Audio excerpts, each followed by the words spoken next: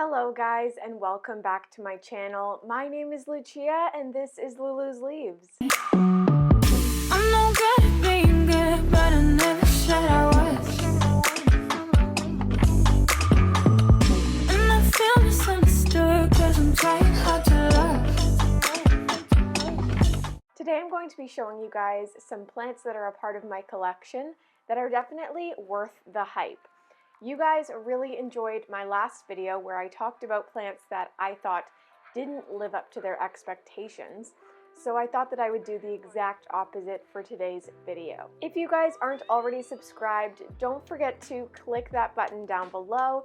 And if you enjoy this video, you can also give it a thumbs up. It really helps me out.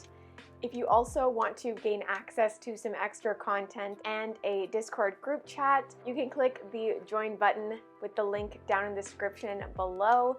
There's also a merch link down there if that sounds like something that you're interested in. But that is going to be all of the blabbing before I get into today's video. Let's begin. So the first plant on this list that I believe is worth the hype is the Albo syngonium. I absolutely love this plant. I didn't actually love it so much before I got mine, and when I got it, I still wasn't super in love with it. I was happy to have it because it was a wish list plant, but it wasn't until it started growing and putting out more variations of the variegation that I really did fall in love with it. My favorite part about these syngoniums is the fact that the variegation is so random. And you can have one leaf that's almost completely green and then the next be beautiful and mottled like this. There's a lot of different variation on this specific plant, which is why I love it so much. But I do think that they're such prolific growers. They definitely deserve the hype that they get. I was able to find this guy for only $70, I believe. It had about 4 leaves or 5 leaves when I got it. And now it is a bush. I'm super happy with this plant and I definitely do not regret this purchase. So yeah, that is the Albo syngonium. If this is one that's on your list already, definitely go for it. Unless it's one that is reverting, I don't think this plant is going to let you down. The next plant on this list is one that you guys actually have not seen on my channel for a little bit of time now. It may have been in the last month, but this one has finally recovered from its pest incident.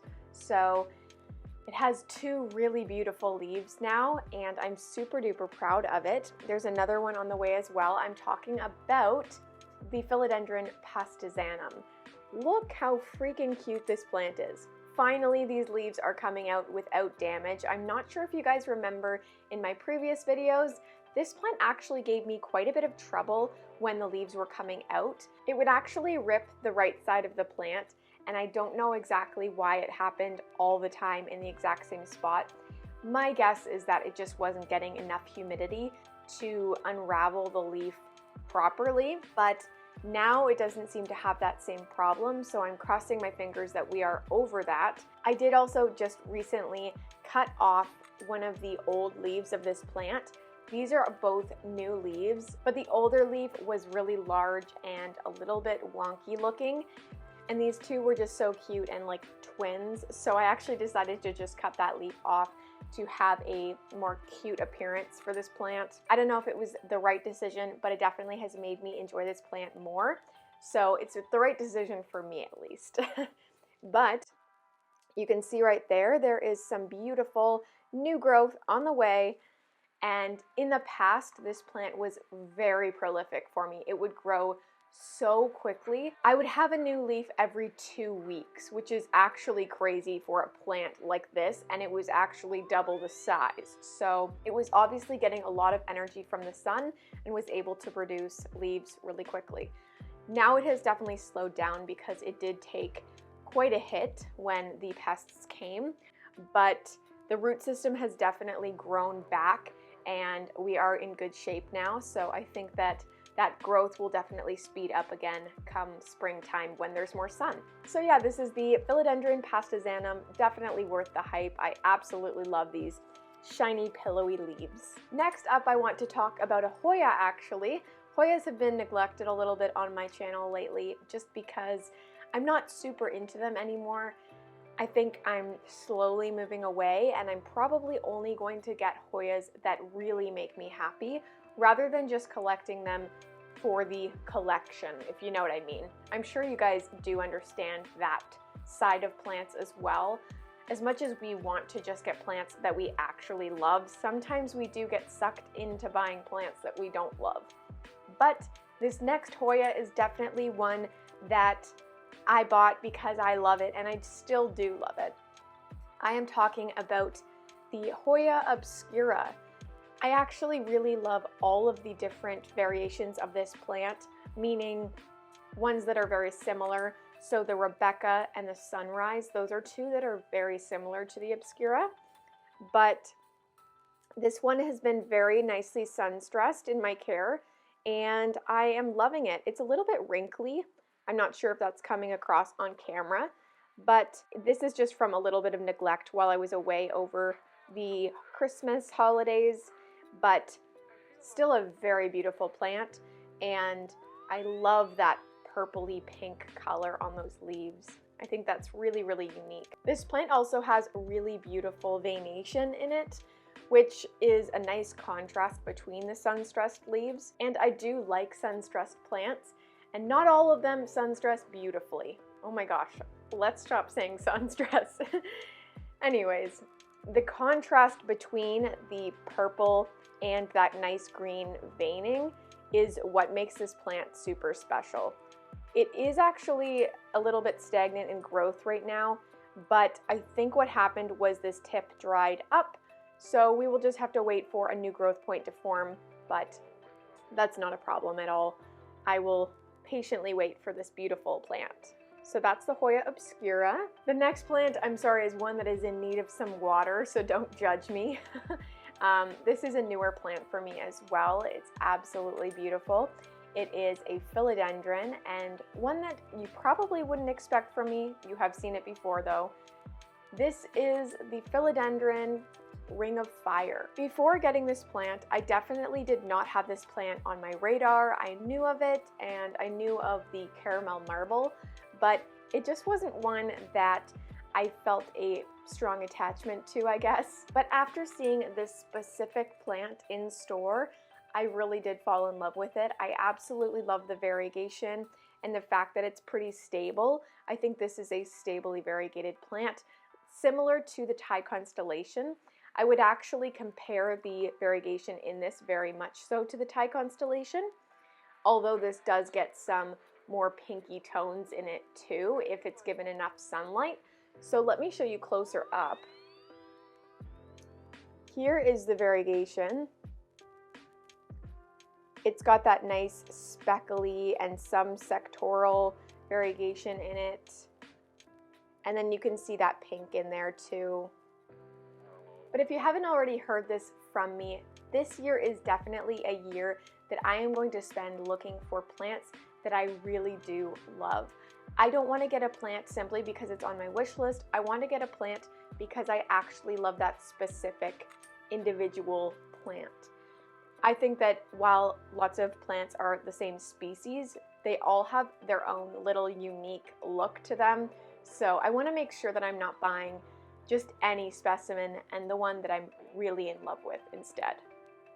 So that was this plant for me, and I'm super happy that I was able to find it and purchase it. But yeah, that is the Philodendron Ring of Fire. I definitely think this guy is worth the hype, and if you can't afford a caramel marble or it's not really your cup of tea, this one might be. I'm definitely in that boat. I'm not in any position to be buying a caramel marble at this time. While I do think they're beautiful, I just can't afford one. So this is a great option for people like me. The next plant on this list is actually one that I don't think you guys are expecting from me at all. And I wanted to add this one because it was a little bit of an oddball, but this plant has stayed so perfect for me, and I'm very grateful because I have neglected the crap out of it. If you don't know the plant I'm talking about, which I imagine you don't, I am talking about the Begonia maculata whitey eye. This plant kind of blew up last year, 2020, and people were having trouble finding it for a decent price, but now they are very affordable, and I definitely think they are worth the price tag. If you enjoy begonias, but you don't feel like you can take care of a lot of them, definitely try the Begonia maculata whitey eye. I don't think I've watered this plant for 3 weeks now, which if you said that about a terrarium begonia, you would no longer see the plant. It would just have shriveled to nothing. But this one is looking absolutely beautiful, and it's even putting out a new growth for me, which is hilarious.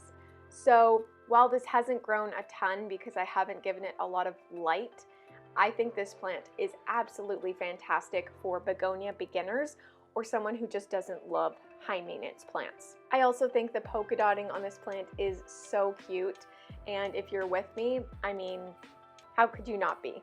I have a feeling that this is a miniature type of Begonia maculata, but I actually don't know. It does have the red backs and the polka dots similar to the Begonia maculata whitey eye, so I assume that's what it is. But honestly, any of these cane begonias do seem to be a little bit more easy, especially if you feel the leaves and they're thicker.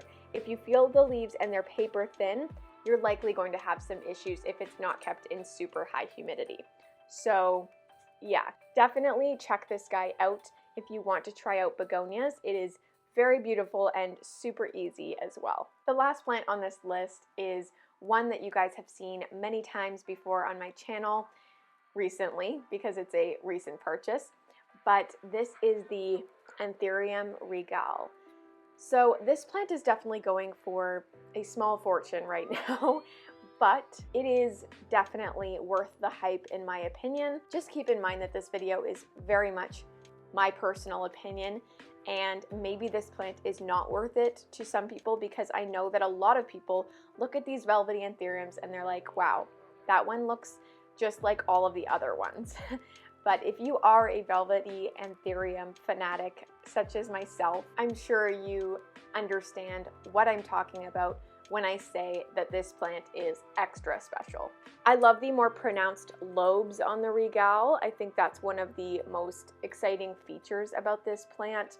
And eventually, once they mature, they also get a lot more veining, and that is also a really cool part of this plant. So I'm really looking forward to it maturing, and I'm definitely willing to wait because I can't afford to get a super large one.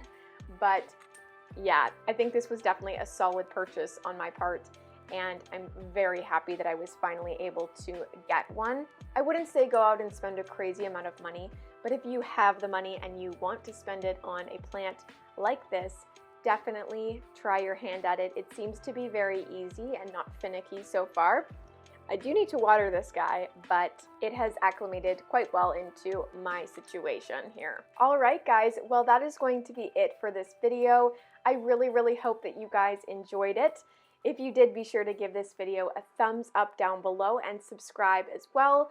Don't forget you can also join to gain access to some extra video content and join our group chat on Discord. Also, the link to my merch is down in the description below if you're interested. But that is going to be all from me, guys. I really hope you enjoyed, and please enjoy the rest of your day. Bye, guys!